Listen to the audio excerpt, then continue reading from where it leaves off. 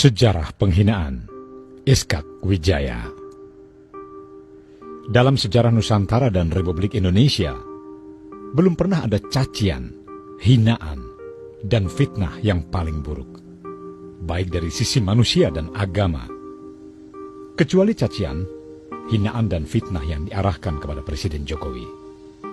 Tidak ada satupun raja atau presiden yang menerima sebutan terburuk selain dirinya. Di negeri yang saat ini bermayoritas Muslim dan konon menjunjung tinggi tradisi kesusilaan serta budaya, selama bertahun-tahun memuja kata-kata kotor yang diarahkan kepada pemimpin negara dan bangsa, sementara kebijakan pemerintahannya tetap diikuti.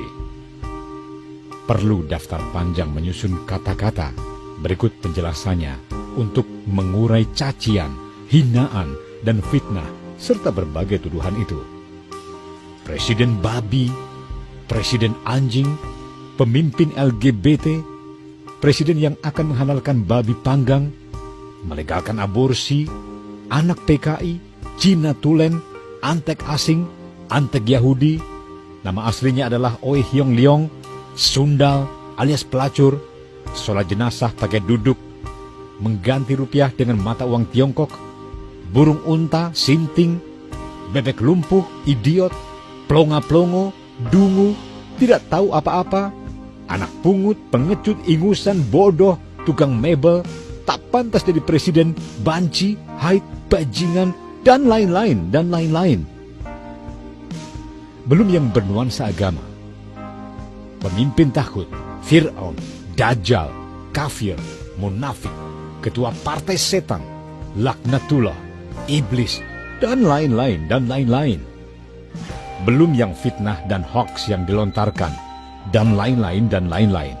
Ada sebutan yang lebih buruk dari itu? Tidak ada. Jokowi adalah makhluk manusia ternista dan terjahat sepanjang penciptaan manusia di muka bumi, melebihi Fir'aun atau Dajjal.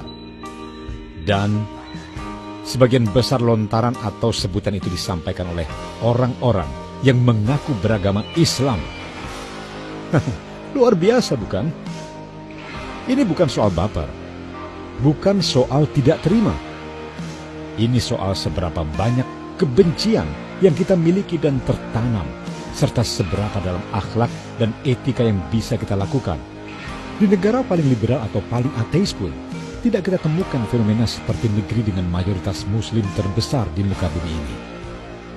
Bahkan, setelah seluruh proses pilpres usai dan pemenangan ditentukan, apakah cacian, makian, hinaan, hujatan, fitnah, dan hoaks akan berhenti? Tentu saja tidak. Akan semakin banyak orang merasa lebih beriman sambil memupuk benci dan segala tuduhan.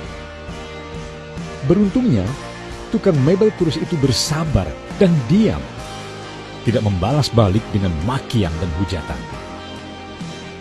Karena inilah, saya sebagai rakyat pemilik kekuasaan tertinggi, kemarin memilihnya.